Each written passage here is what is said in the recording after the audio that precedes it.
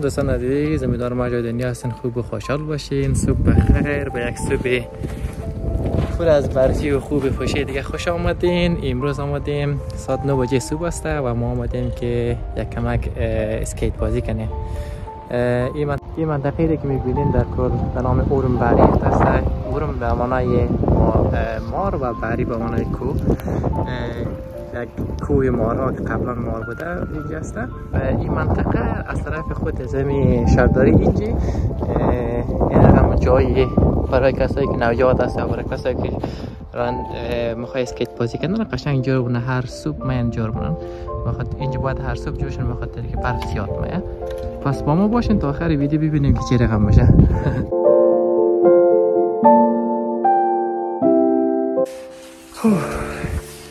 من خود اسکیت بازی زیاد یاد ندارم و از همین خاطر این اسکیت ها رو باشه از همین فامیلی که خیلی آشنا هستم برای من خریده هستم که از این اسکیت ها استفاده کنم چون استفاده مفید داشته باشه.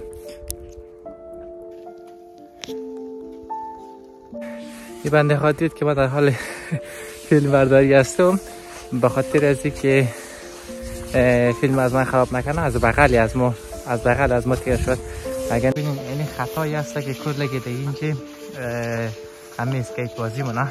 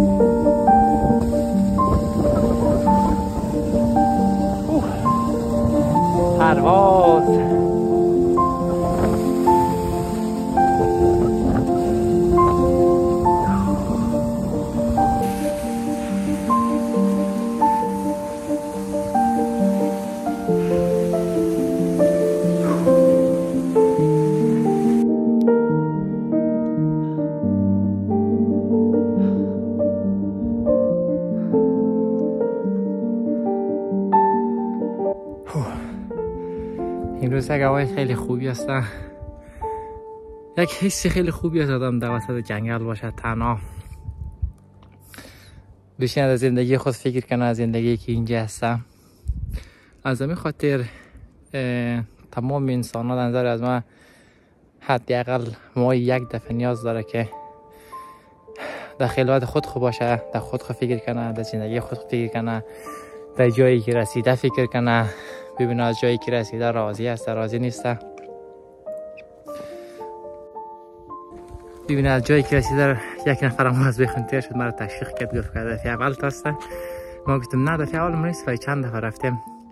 تقریبا این نفر سومی است که از بخون تیر شد ما تشویق کرد، گفت آفرین امیر خمید ما بیتاتم یاد میگیرم.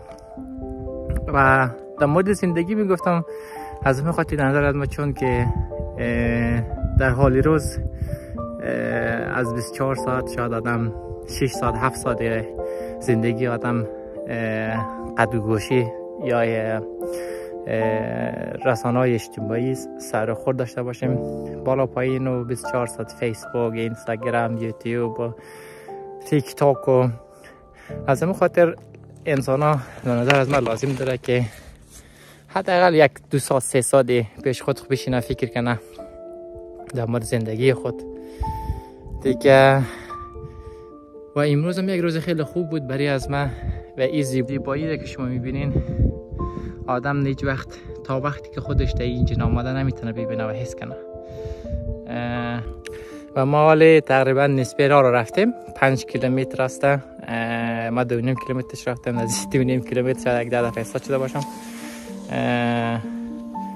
و بریم یه تمام بیتیم ببینیم که کجا میرسیم دیگه. پس با ما باشین. نه تقریبا نزدیک جایی که شروع کردم هستم، یعنی تقریبا 1 کیلومتر دیگه راه مانده. چیزی که میخواستم بگم این است که ما در این منطقه شمالی سویدن زندگی مونیم و تقریبا آب و هوای اینجا بین 4 تا 5 متر تاریکی است و همین تاریکی و هوای یخ مثل امروز باعث خیلی زیاد دپرسی میشم و به خاطر که بخوایم از خود از دپرس دور کنیم، همین خوب است که آدم این فعالیت‌های زمستانی داشته باشه و وقتی که آدم فعالیت‌های زمستانی داشته باشه خیلی زود باعث از این میشه که آدم دپرس شه.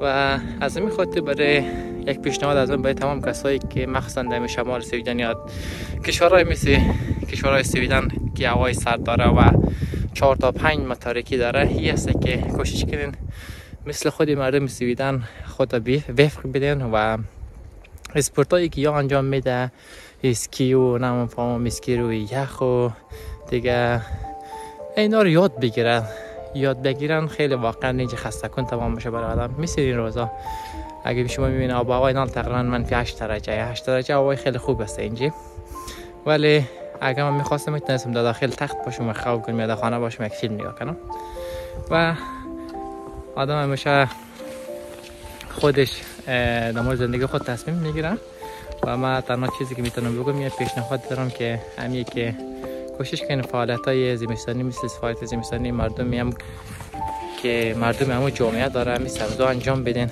تا که بتونین وارد جامعه شنین و به غیر از بتونین خودتان سر حال نگاه کنین. و دپرسی واقعا یک مریضی خیلی کلانی است که خیلی از بچهای افغانی که در اینجا آمده یا خیلی از مهاجرایی که در اینجا آمده مخصوصا زنا داره، به خاطری که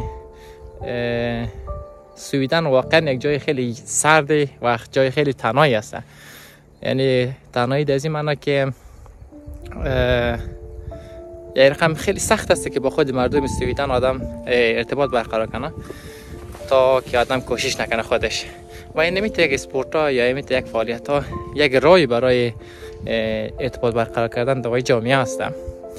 و بیشتر دیگه صحبت نمونم، بریم که 1 کیلومتر دیگه مانده و اون انجام بدیم و بعدش خلاص دیگه.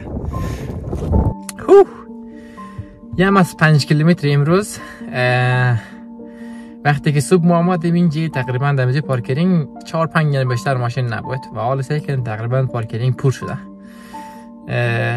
امی است دیگه فعالیت خود مردم شمال سویدن است. در این روزهای تعطیلی تقریبا بیشتری از مردم میخواد که بیرون باشه و امروز هم هوا تقریبا خوب است، بین منفی 5 تا منفی 8 درجه است. یعنی آب و هوای خیلی خوبی است. یک ذره برف میباره ولی لیکن زیاد جدی نیست دیگه. آب و هوا هم خیلی خوب است. امیدوارم که از ویدیو خوشتان آمده باشه و اگر واقعا از ویدیو خوشتان آمده لطفا لایک و سابسکرایب کنین و نظریاتتان را در مورد مردم شمال سویدن و همچنان مخصوصا فعالیت های زمستانی مردم شمال سویدن در کامنت بنویسین و اگر کدام سوال دیگه است همچنان میتونید سوالا رو در کامنت نوشته کنین و ما کوشش میکنم که در زودترین فرصت برای شما جواب بدم. و تا ویدیوی بعدی شما را در پناه حق میسپارم. امیدوارم که هر جای دنیا هستین خوب و خوشحال باشین در کنار فامیلتان. خدا یار و نگهدارتان.